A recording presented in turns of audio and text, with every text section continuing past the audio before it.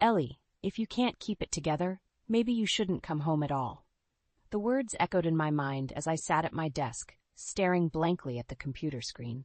The phone call from Officer Daniels still reverberated through my head, dulling my senses. I'm so sorry, Mrs. Parker, but there's been an accident. Your parents, they didn't survive. I hung up, choking on my tears. My parents, on their way to the Grand Canyon for their annual road trip, gone in an instant.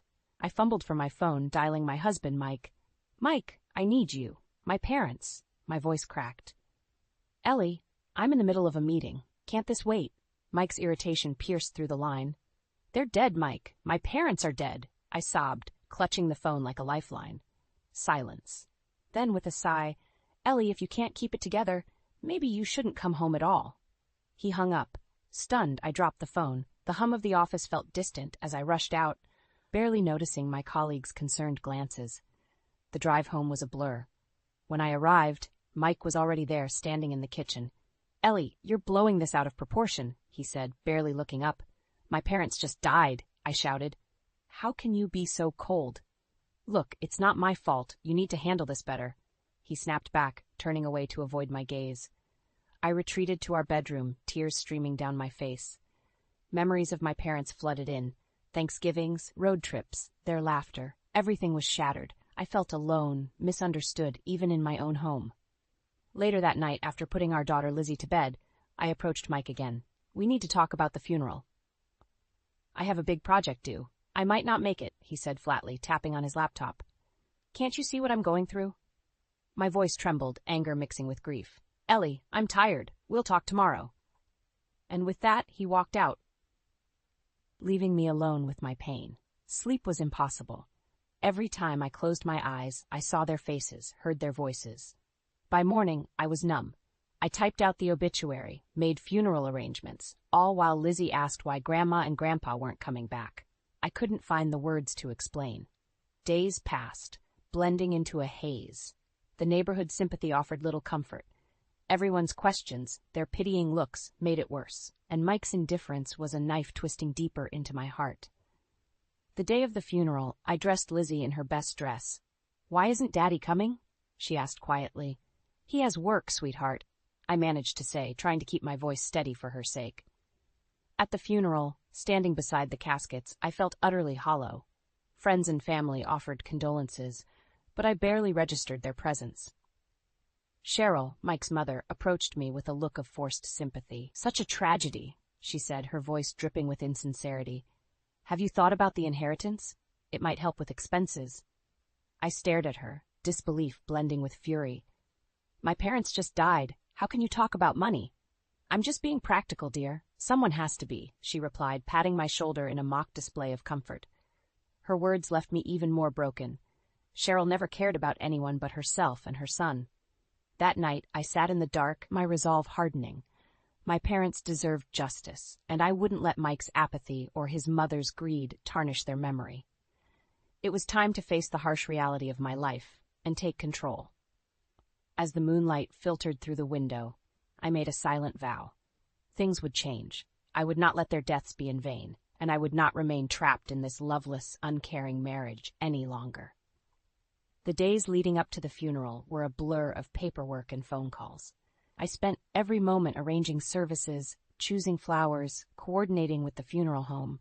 Mike remained distant, claiming work obligations kept him busy.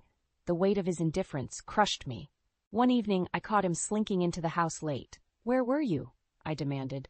Work. Had to stay late, he replied, avoiding eye contact. Late again? Every night this week, Mike? My voice cracked with frustration. Ellie, I told you, it's a big project, he snapped. He brushed past me and headed to our bedroom, closing the door behind him. I stood there, feeling more alone than ever. The night before the funeral, Cheryl showed up unannounced. She breezed into the living room, her perfume overwhelming. Ellie, how are you holding up? She asked, her tone insincere. Doing what I can, I replied, keeping my eyes on the carpet. Cheryl's gaze shifted to the closed bedroom door. Where's Mike? Still working, I said through gritted teeth. That man works too much, she tutted, then turned her attention back to me. So have you decided what's happening with their estate? I clenched my fists. Cheryl, it's not the time. Don't be so emotional, Ellie. This is about practicality, she said, her voice cool. My parents are gone, Cheryl. I can't think about money right now, I replied, barely holding back tears. Well, you need to. Mike and Lizzie need security, she continued, as if she wasn't intruding on my grief. Mike and Lizzie are not my immediate concern, I snapped, standing my ground. She huffed, clearly displeased. Fine, Ellie, but don't take too long. This is important for the family. As soon as she left, I collapsed onto the couch, the weight of everything suffocating me. Mike's absence, Cheryl's greed, the loss of my parents. It was too much. I needed to stay strong for Lizzie, but my resolve was slipping. The funeral day arrived, gray and somber. I dressed in black, every motion robotic. Lizzie clung to my side, sensing the gravity of the day, even if she didn't fully understand. As we approached the church, Mike's car was nowhere to be seen. He had promised to meet us there, but the empty space felt like a slap. Inside, the service began. The minister spoke kind words about my parents, but all I could think about was Mike's empty seat. When it was my turn to speak, I choked back tears just looking at the sea of sympathetic faces. Afterward, at the reception, Cheryl approached again. You need to think about Lizzie's future, she said, cornering me by the refreshment table. I'm trying to get through today, I said, my voice breaking. Ellie, you're the mother now. You have responsibilities, she lectured, her eyes hard. I'm well aware of my responsibilities, Cheryl, I replied sharply, barely containing my anger. Her face twisted in disapproval. You're making this harder than it needs to be, she muttered before walking away. Standing there, surrounded by people, yet utterly alone, something inside me hardened. Mike's coldness, Cheryl's incessant greed, these weren't just inconveniences. They were part of a larger problem, a toxic burden I didn't need to carry. I looked down at Lizzie, her innocent face looking up at me. For her sake, I knew I had to act. I couldn't rely on Mike or endure Cheryl's manipulation any longer. My parents' death had shattered my world. Now I had to rebuild it, stronger for both of us. It was time to make some changes, and I knew exactly where to start. As days turned into weeks after the funeral, I noticed Mike's absences becoming more frequent and his excuses thinner. Each late-night return chipped away at the fragile remnants of our marriage. One evening, while Lizzie was engrossed in her homework, I cornered him in the kitchen. Where have you been, Mike? I asked, my voice steady. Work, Ellie. I told you, he replied, avoiding eye contact as he rummaged through the fridge. Work? Really? I crossed my arms. You smell like cheap perfume. He froze, then turned to face me, his expression hardening. You're imagining things. Maybe you should get help. I scoffed, fury boiling up. Don't turn this on me. I know something's going on. You're paranoid, he snapped, grabbing a soda and slamming the fridge door shut. I watched him walk away, a decision forming in my mind. If he wouldn't come clean, I'd find out myself. I had to know the truth for my and Lizzie's sake. The next day I made a call to a private investigator. Hello, Mr. Harris. I need to find out what my husband's up to, I explained, feeling a mix of desperation and resolve. Mr. Harris was efficient. Within a week he had gathered enough evidence to fill a small folder. We met in a nondescript cafe, him sliding the folder across the table. You were right to suspect, Mrs. Parker. He's been seeing a woman named Kim Blackwood. She works at a local bar. My heart pounded as I flipped through the photographs. Mike with Kim, laughing, holding hands, even kissing in public. Betrayal stabbed at me, but I forced myself to remain calm. Thank you, Mr. Harris, I said, my voice steady. I'll take it from here. That night, I confronted Mike when he finally showed up.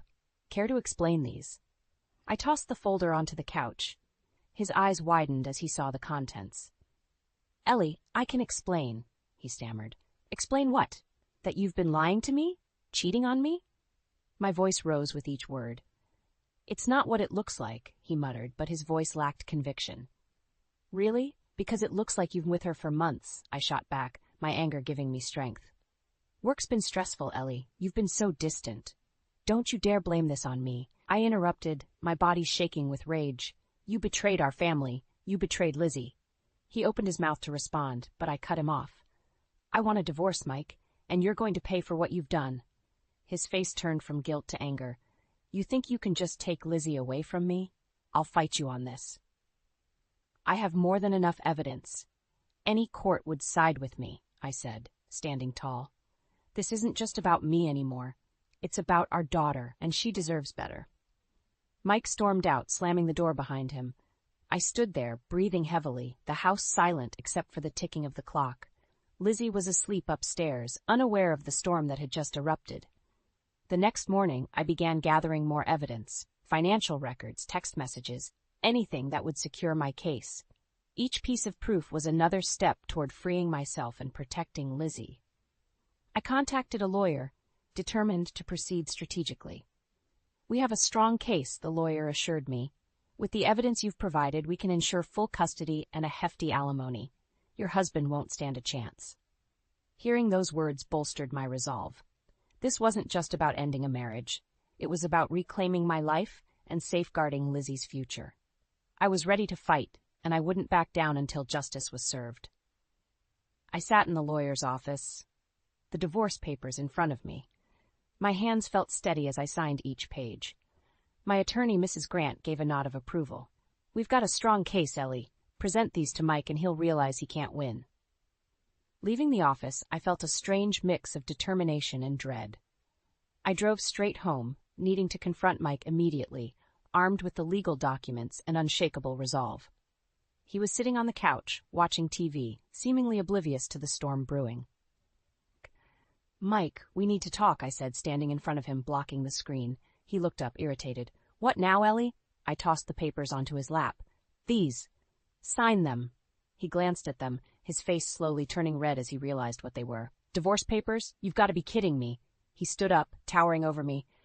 "I'm done, Mike. I want out, and I'm taking Lizzie with me," I replied, not backing down. His face twisted in anger. "You think you can just walk away and take my daughter? I'll fight this. I'll ruin you, Ellie. You'll never get custody." "I've got plenty of evidence to prove you're unfit," I shot back. "Your affair, your neglect, I'll make sure the court sees it all."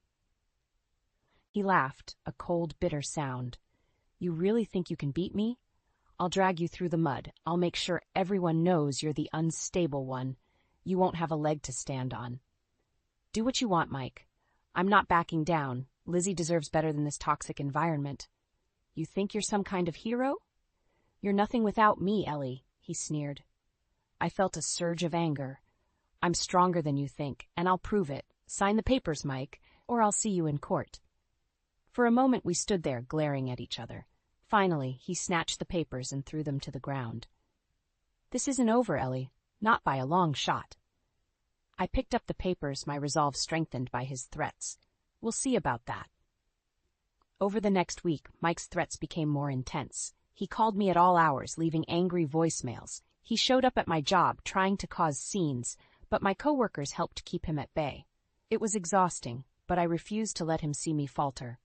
One evening, I heard him on the phone with his mother. "She's trying to ruin me, Mom. I need to find a way to take Lizzie away from her." Cheryl's voice came through, sharp and manipulative. "We'll fight this together, Mike. She won't stand a chance against us." I knew they'd stop at nothing to hurt me, to take Lizzie from me. But I wouldn't let them. I had the support of my lawyer, my friends, and my undeniable evidence. I had to be strong for Lizzie. I called Mrs. Grant. "We need to proceed. His threats are escalating." "We'll move quickly," she assured me. "Stay strong, Ellie. We've got this." The next morning, Mike received an official notice to appear in court. His fury was evident as he stormed into the house, waving the papers. "You think you can win this?" "Yes," I replied simply, "because it's the truth." "This is war, Ellie," he spat, throwing the papers at my feet. "So be it," I said, standing firm. For Lizzie, for my parents' memory, and for myself, I would not back down. The battle lines were drawn, and I was ready to fight with everything I had. I sat at a small table in the corner of the cafe, my heart beating fast. I clutched the divorce papers in my hand, waiting for Mike to arrive. The sounds of steaming milk and clinking cups filled the air, but I was focused on the door. When Mike finally walked in, his eyes locked onto me with a look of sheer contempt. He sat down roughly, not bothering with pleasantries. "What do you want, Ellie?" "I want this over with." "You need to sign these," I said, pushing the papers towards him. He glanced at them, his jaw tightening. "I told you, I'm not signing anything. You think you can just waltz in here and dictate everything?" "You had your chance, Mike. Now it's about protecting Lizzie and moving on." He sneered. You're delusional if you think you're getting any money from me. And Lizzie? Over my dead body. As he spoke, his boss Derek entered the cafe. Derek was heading to the counter when he recognized Mike and turned towards us, encouraged by visible intrigue. Mike, what's going on here? Derek asked, eyes shifting between us. Mike's face turned pale. Nothing, sir. Just a family matter. Looks like more than that, Derek said, his gaze narrowing at the sight of the papers on the table. Ellie, Mike hissed, attempting to maintain his composure. This isn't the place. I seized the moment. Actually, it is. Mike, you've been lying and cheating for months. You've neglected your family and your job. Derek raised an eyebrow. Is this true? Mike stumbled over his words. It's complicated. She's blowing things out of proportion. No, Mike, I shot back. You've been spending company time with your mistress, not on work projects. Derek's expression shifted from curiosity to cold anger. Is this true, Mike? Sir, I can explain. Derek cut him off. Save it. I've had my suspicions. Consider this your last day at the office. Mike's face turned red, his anger barely contained.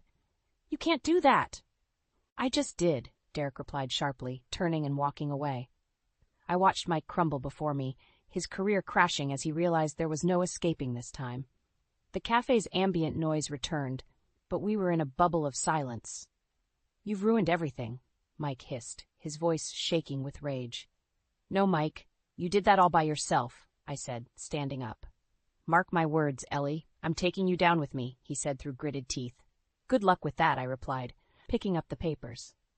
As I walked out, I felt a surge of liberation. This battle was far from over, but I'd just won a significant victory. Outside the cafe, I took a deep breath, savoring the fresh air. Mike's downfall had begun, and I was ready to fight for our daughter's future.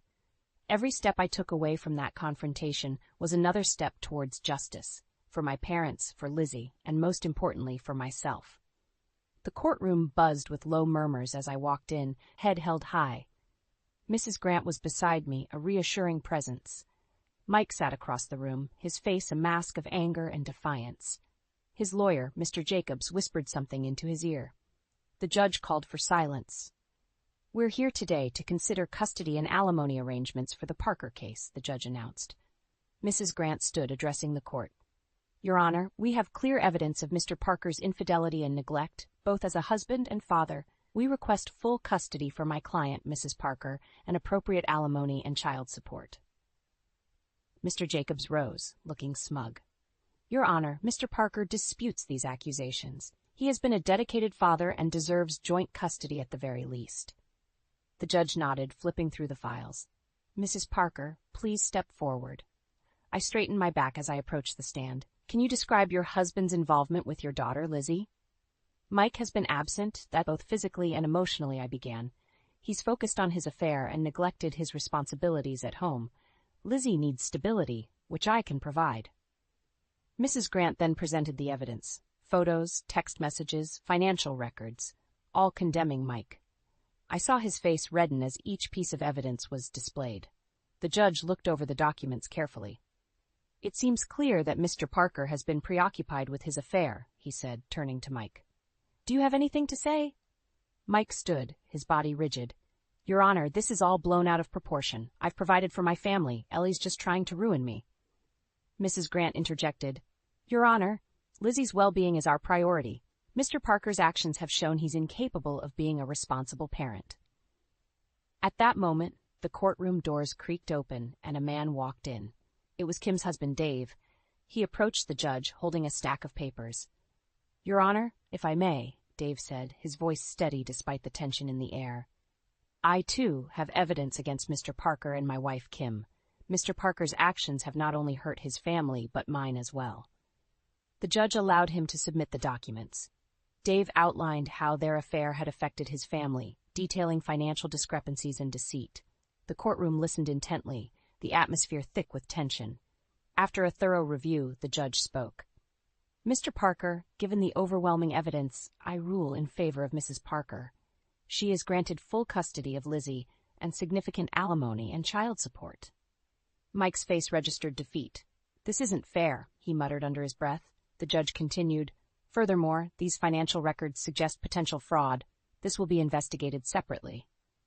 I felt a wave of relief wash over me. As the proceedings concluded, Mike shot me a venomous look. "This isn't over, Ellie." I met his gaze, unflinching. "Yes, it is, Mike. Yes, it is." Outside the courtroom, Dave approached me. "I'm sorry for everything. Let's make sure they pay for what they've done." "Agreed," I said, feeling a sense of camaraderie. As I walked to my car, I called Mrs. Grant. "Thank you for everything. What's next?" "We'll finalize the paperwork, and then we'll look into those hidden accounts your investigator found," she replied. I nodded, determination burning within me.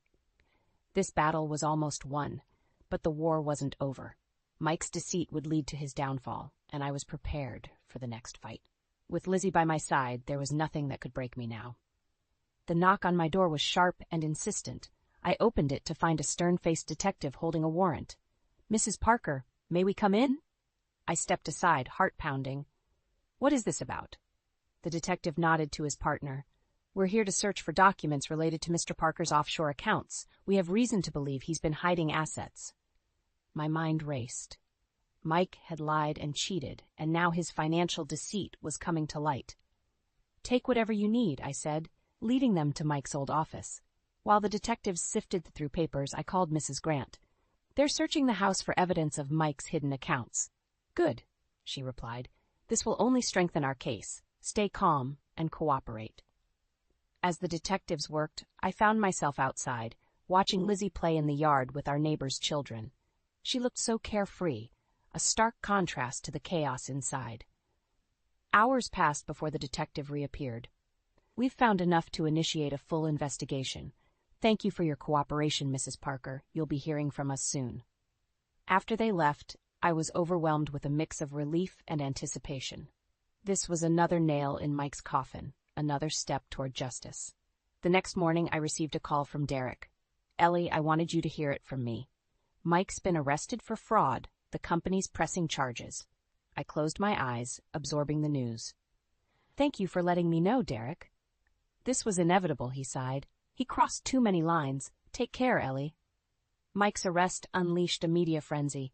Cameras and reporters swarmed our neighborhood, seeking a statement.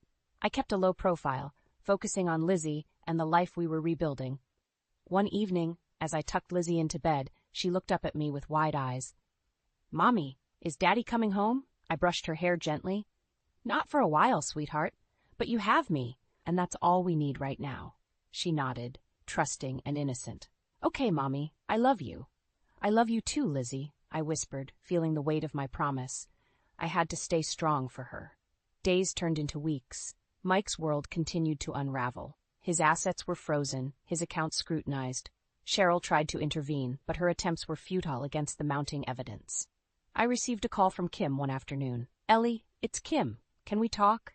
I hesitated, but curiosity and a need for closure prompted me. "Fine, come over." When she arrived, she looked worn. "I'm sorry for everything," she began, her voice shaky. "I didn't realize the extent of Mike's lies. He's ruined my life, too." I studied her, seeing the guilt and regret. "So what do you want from me?" "I just wanted to apologize and offer my support. What he did to both of us is unforgivable." I nodded, feeling a strange sense of solidarity with her. "Thank you, Kim, but Mike's actions have consequences, and we both have to live with that." As she left, I felt a weight lift from my shoulders. Closure was coming, slowly but surely. Weeks later, the court verdict was in. Mike was found guilty of fraud and embezzlement. He faced years in prison, his reputation shattered, his life in ruins. Cheryl's health declined rapidly, and she moved into a care facility. Mike's network of lies had collapsed entirely. One afternoon, as Lizzie and I were playing in the yard, the sun shining brightly, I realized we had reached a turning point. "Mommy, are we okay now?" Lizzie asked, her innocence refreshing. "We are, Lizzie. We're better than okay," I said, scooping her into my arms. "This is our fresh start."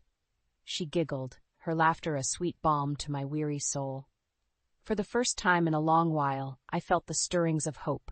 Our future was bright, untouched by the shadows of the past. Mike's downfall was complete, and in its wake we would rebuild, stronger than ever. The move to California was hectic but liberating. Lizzie and I left the shadows of our old life behind, embracing a fresh start.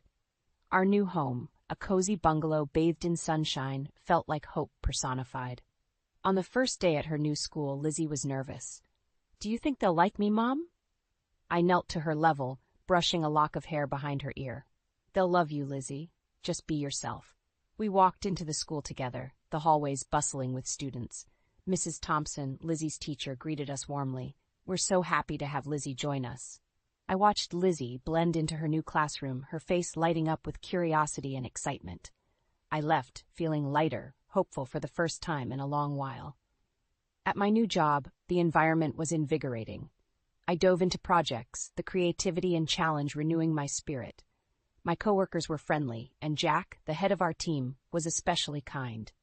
One afternoon, Jack invited me to lunch. We walked to a nearby cafe, the air filled with the scent of fresh coffee and pastries. "So how are you settling in?" Jack asked, his eyes warm and inviting. "Better than I expected. It's been a rocky year, but I feel like we're finally finding our footing," I replied. Jack nodded, his expression understanding. "New beginnings can be tough, but you seem strong. Lizzie's lucky to have you." "Thanks, Jack. It means a lot," I said, feeling a connection growing. Days turned into weeks. Lizzie thrived at school, making friends and excelling in her classes. Her laughter filled our home, a sweet reminder of our resilience. I found myself looking forward to work, where Jack's presence became a comforting constant. One Friday evening, Jack invited us over for a barbecue. "Bring Lizzie. It'll be fun," he said with a smile. At Jack's house, Lizzie played in the yard with his dog, her laughter echoing through the air. Jack and I stood by the grill, the smell of sizzling burgers making me feel at home. "You've created such a warm place here," I remarked, watching Lizzie chase the dog. "It's important to have a sanctuary," Jack replied, his tone sincere. "Everyone needs a safe place to heal." We sat on the patio, the evening turning cool. Jack turned to me, his expression thoughtful. "Ellie, I've seen the strength it's taken to get where you are. You're incredible." I felt a blush creeping up my cheeks. "It's been a journey, but I couldn't let Mike's actions define us." "He doesn't deserve a second thought," Jack said firmly. "You and Lizzie deserve all the happiness in the world." As the night wrapped around us, I realized how much I had healed. Jack's kindness, Lizzie's laughter, our new life, it was more than I had hoped for. A few weeks later, as Lizzie and I walked along the beach, hand in hand, she looked up at me. "Mommy, do you think Daddy is sorry for what he did?" I paused, looking at the horizon. "Maybe. But what matters now is that we're happy. We're free to be ourselves." She nodded, her eyes bright. "I love our new life." "Me too, Lizzie," I said, squeezing her hand. "Me too." The sun set, casting a golden glow over the waves. I felt a deep sense of peace. Our past was behind us, replaced by a future filled with promise. Mike's deceit and cruelty no longer dictated our lives. We were free, resilient, and ready to embrace whatever came next.